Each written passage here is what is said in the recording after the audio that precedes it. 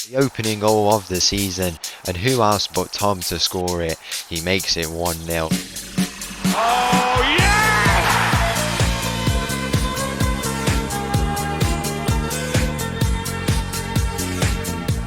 Hello and welcome back to another episode as part of the Corners of Europe Challenge, and welcome back to Las Palmas, where in today's episode we have got potentially 2 games, maybe just the 1 game, depends on how long this season preview goes on.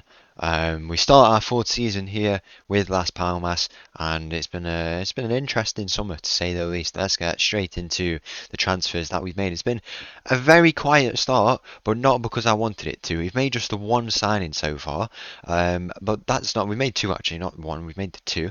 That is not my fault. The reason we've only made 2 signings is because I had offers in for 3 players. 3 players, contracts agreed with all 3 of them, and all 3 of them rejected. 1 went to PSG, 1 went to Rio Ave, and then 1 re-signed. All defensive players, because a lot of the defenders have kind of moved around. You'll see in a second. Not, oh, mate, I don't know what happened, but we didn't get them. All 3 of them rejected. We managed to bring in some players though. In terms of players who have left us, the first player, Claudio Barrenuevo, he's gone over to Racing Club for the 3rd time in his career. He's gone there. He started at Boca Juniors, then went to Racing Club, then went back to Boca Juniors, then went to Racing Club again, and then came to us from Racing Club, and then we sold him back to Racing Club. So they made a profit of like 14 million on him, and they get him back in the end. Absolutely remarkable stuff. I don't know what's the club for his heart really. Is it Boca Juniors or Racing Club? Probably Racing Club at this point. So he moves on now to there. We've got Katrankov, who's left us for a fee of 30 million. I think it's a good deal for us. You know, he was a decent player, but had he already reached his potential? I did question if he had done that. You know, for 30 million up front. To be fair, I feel like we could have gone a little bit more, but the transfers are just so weird in this game. You know, they gave us 15 million up front and then like installments, but then I went and said, look, 30 million plus the 20%, and they accepted it. So it suggests that we probably could have got more, but even if you do that, it usually gets rejected. So probably not the way to go. 30 million up front for a player who we bought for like 8, I think, or it might have been, yeah, 5 million there even. A very good deal in the end. And finally, the last 2 players who've left us, one's left us permanently. Alex has gone over to Al Nasser, as you can see here, for a fee of 16.75 million. We signed him for 400 or 700,000 there, as you can see. A few good seasons out of him, but never really got into the starting 11 after that first season. Overall, a good deal to move him on. Idrissa Bar has gone on loan to Boa Vista. Should be a really good move for him there. He should come back as a really good player and could even potentially become a starting striker. Now, in terms of players we've signed, the first player we have signed on the other side of the page, Sam Cross. He comes in on a free deal from Liverpool. You know, he's been there in his youth years, never really played too much games. We bring him in as mainly a squad option. Some good attributes. I think he could be a really good player for us on that left side. Gives a bit of competition to Armich, and also still has a bit of potential. We've dealt with Scottish wingers before. Craig Harvey, you will remember him. He comes into the club. And finally, our new backup goalkeeper, Savas Papadopoulos. He comes in from Chelsea. He's played a few games there. Lots of potential. A decent player if we need to call on him. English international, but I think he's Greek also. Cypriot even, my mistake. He is. And yeah, good deal to bring in for a backup goalkeeper. So the transfers have been small in terms of the money that we've made. As you can see there, 70 million we've raised. We started on like 25 and we've generated what, 45 in sales, so that takes us up to 70 million, as you can see there. And then the wage bill, you can't have a wage bill of greater than 1 million in La Liga, so that's adjusted accordingly. We can't get any more money out of it and vice versa. So 70 million is what we have to spend in the remaining 21 days. There's obviously players who we can look to bring in here. These are what the scouting reports are saying. The players I was trying to sign, they were all around 15 million each, so they would have been good to bring them in. But I guess not in the end, and we weren't able to. It's been the World Cup this summer. The winners, you can probably take a guess. It was Spain. They beat America in the final 3-0. In terms of any other countries of interest, we also had in the second round, England lost to, who was it? They lost to Austria. I think Bergstaller scored in that game, who has returned to us now, back from his loan as a bit of a squad player. I'm happy to give him another chance. And also, how did Ukraine do? Did Ukraine make it through? It looks like they did. Yeah, they beat Iran and made it to the round of 16, where they were knocked out to Spain. Very unfortunate. Looks like they gave them a good game though. And then Spain, the third place playoff there, as you can see, the semi-final between the USA and Mexico. An interesting one. Portugal and Spain was a game that we've seen quite a lot at this point, and it was nearly lost after Lozano's own goal in the late moments, but then he went and scored the winning penalty, which was incredible. Cortazar and Rodrigo in that team, and also he didn't start this game, but Bryce Alonso plays in there. No, Ochoa missed out with an injury, I'm fairly certain. Which was a shame for him. And then in the final, a 3-0 win for Spain with Rodrigo scoring in that final. A very, very good tournament. In the end, anything else to go over? We had job offers. You can tell who had a bad kind of World Cup, because if you take a look here, the four countries all came at the same time on the same day. England, Netherlands, Portugal, and Brazil all came in for me. We rejected those offers. Pre-season, we also went and played. We went on a tour to England once again. I think we did 2 years ago, if I'm not mistaken. We went there. Yeah, as you can see, we went and played against some English teams here. We played our games, or one of the games, if I'm not mistaken. This is the order's a bit wrong. Was it two? Yeah, both the games we played at Brisbane Road, which we are familiar with on the channel. It's the home of Leyton Orient, who we spent a bit of time with. Not a very successful time, but we did spend a bit of time there in the Matov's English journey. Still a nice place to go and visit. Not a place we've been to since then, but it's nice to go. 3-1 losses, as you can see, away from home. Marcelo Gonzalez become a key player for Aston Villa, 10 league goals last year, which is good for him. Scored against us. We had a 2-1 win away at Copenhagen. This was after the tour. Nice to go to a bit of a different climate. And then the under-19s games have returned. A 7-1 win in that game. Overall, a very, very good performance. Now it's over to the league. The two games potentially we could play today, whether or not it's just the one or the two, we'll have to see. It's between Almeria and Girona. The same games as yesterday, and we finished yesterday against Almeria. We're going to start today against Almeria. Let's get straight into it. Our fourth season here with Las Palmas. So the team for this game against Almeria, we're in a bit of a state at the moment. The signings will be made, definitely.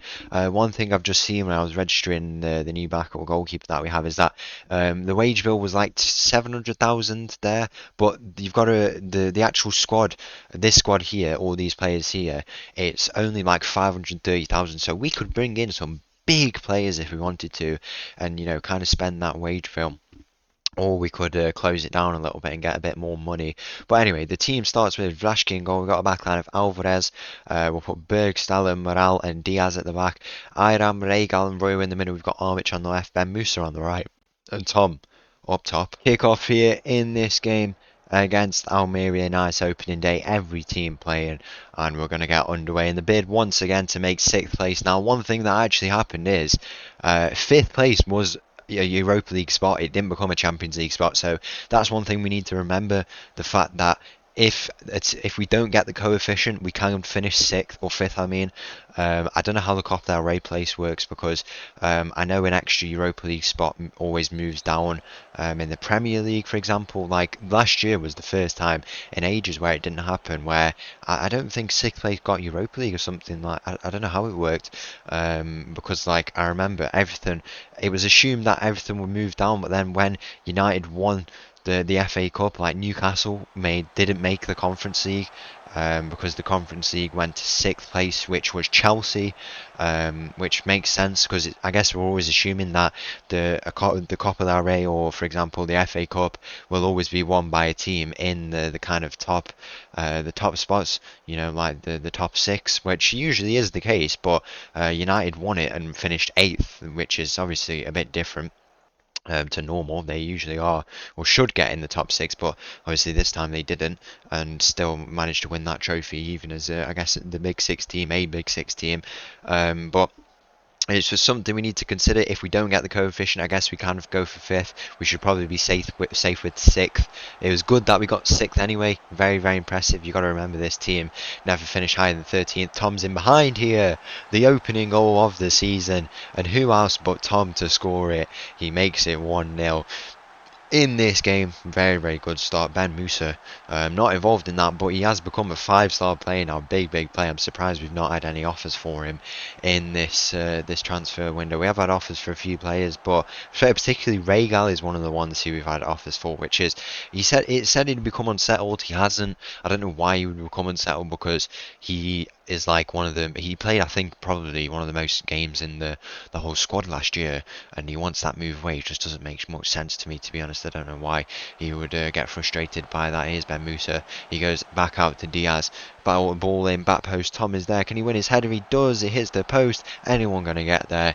It's cleared in the end, only as far as Diaz on that far side. What I was saying is, it's impressive we get sixth, guaranteed Europa League, and also the fact that this team finished no higher than 13th in the last 20 years, and all of a sudden we're starting to do this. It's absolutely remarkable, and now we need to go and continue that, prolong that, and just guarantee that sixth place at the end of the day. Fifth place is good, but it's a bit risky. We don't know particularly how these things work, but we know sixth place has pretty much always been a Europa League spot. On rare occasions it's been a Champions League spot, as Iram gets a goal here to make it 2-0. We're running away with this game. A big 3 points to start off the season. Whether or not it will be a 1-game or 2-game episode, I'm still yet to decide. Tomorrow, obviously, I'll return to the Europa League in the league phase. It's pretty quick we get there. We only have a few league games before then, but we have these 2 games, and then of course, why wouldn't we play Sestao? We were back into this division, and then we have that set of 3 fixtures, which the teams always change in there, but it's always 3 tough games. This time it's Barcelona. Well, the order is Sevilla, Barcelona, Real Madrid, I think, which is absolutely insane. Hopefully 2 of them are at home, so we can pick up some points. We need a better start early on in this season. It's something that we struggled with last year, and I think it's something we've struggled with all of the years, so definitely something we need to consider. I'm going to make some change here. Obviously the bench is quite thin. We don't have the youngsters today. I'm going to bring on Jeremy Diaz, see how he does. His ability looking really, really good, and he's still got that potential. Now he's moved to the under-19s. I think it will benefit him quite a lot. We'll give him some minutes here in this game, see if he can get himself a debut goal here. Here's the other Diaz, who we accidentally brought on in the game against Almeria, the last one. Hopefully the other Diaz can score whilst he's on the pitch. There's a shot here. Imagine Diaz had got a touch on that from Regal. So yeah, as I say, probably a 1-game episode. We'll see. I think it will be the 1 game, but yeah, it's been a good start. The transfer window tomorrow will be a long episode if we're looking over transfers, and then we also have 2 league games. Prepare for that. Buckle up, and hopefully it's the year where we finally win the Europa League. Obviously, with the not having much depth, we could struggle with that, but if players, the thing I've been thinking about is the fact that if players are rejecting us, we really need to have a good year with what we have here, and then next year, we said 2 years with Shakhtar, and we went and did it, after we lost that final. 2 years. I think we're looking at Royos in behind here for 3-0. Can he put it away? He's not able to in the end. I'm saying, the reputation is why players don't want to sign, I don't think.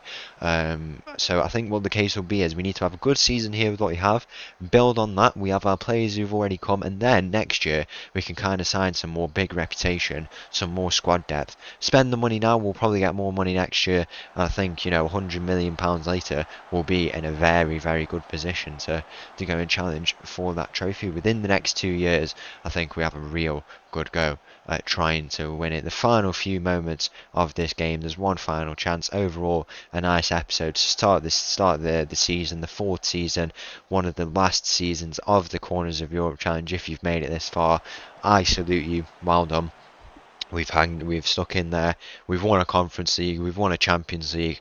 We've won a League Cup, a second division. We've won many league titles in total. We can go and take a look how many trophies we've won at this point, because it's quite a few. Let's just put it that way, that we've won at this point. If we go to the history, the job history here, we have won 5, 8, 9, 12, 14, 17, 20, 22, 25, 26, 27.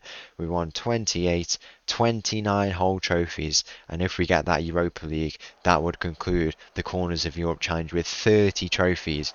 Quite the remarkable career. I don't know where that would land us in the Hall of Fame if we get up to first place, because we are second at the moment, so it could happen where we go up into first place. It is Brian Clough, I think, is the first, or it might be the what was that former Liverpool manager called? We can go and take a look now how far out we are from making it. If we go and take a look at the Hall of Fame, go to nationality, we are second. Bob Paisley, I thought it was Bob Paisley. Brian Clough is fourth there. I mean, we've got the New York City manager, as you can see. Is he still the manager? Yeah, he is. He's been there for what, like 20 years. There's us, there's our reputation, as you can see there. Incredible stats that we've got. But yeah, how many more points do we need? Around 500. We're 600 clear, or 500 clear of the next manager, but we're 500 away from the one above that. It's just the difference is the 3 Champions League wins. So there might never be a time where we catch up, because 1 Europa League probably won't be enough. We've not added many points to that recently. Whatever, we've had a very good time here. Let's go and wrap it up in these final few seasons. We've got it underway here with a 3-0 win against Almeria. So one final thing I've got to say before we go into the end of the episode is our assistant manager, who's been an absolute legend of the Corners of Europe Challenge. I must say, we've got to give him his moment here. He will be back for the final episode, definitely. If we can go and see him, he's not here, he has retired. The former assistant manager, I don't know why I can't see it, I don't know why we can't see, but he is an absolute legend. Pablo Alvarez, he's gone and left us now. We've brought in a new assistant manager, but Pablo Alvarez, he was with us for so long. He spent, I don't know why I can't see, does history not save or something? It might not have saved, but he's an absolute legend of the Corners of Europe Challenge. He was with us for, this ain't him, is it? No, it isn't. He's with us for the time with Shakhtar. I think like 5 years he spent. And he's also been here for a few years. He's gone and retired. We've brought in a new assistant manager. If we go and take a look at the coaching team, in Gard Holm, as you can see here, we worked with him for 8 years or 7 years with Tromsø, and now he left at the in the end of the season. There was a mix-up with staff, and I think that's why he left. He went to Hammer how did you say it? Hammer Kameratini, as you can see there. And then he was with Molde for 9 years, gained lots of experience there. He was a coach with the Tromsø as well, but he's been in Norwegian football his whole career, and now he comes to Las Palmas. We work with him again. These two legends, well, Pablo, now that he's retired, we need to remember what a legend, and I'm sure we'll see him in the final episode. So overall, a very good episode. Nice to have that, a bit more of a relaxed episode before we get into what will be another intense week in the Europa League. So once again, thank you for watching. If you did enjoy that video, please make sure to leave a like and subscribe. I'll leave you with this little tune, and I'll see you again tomorrow. Thank you. Bye.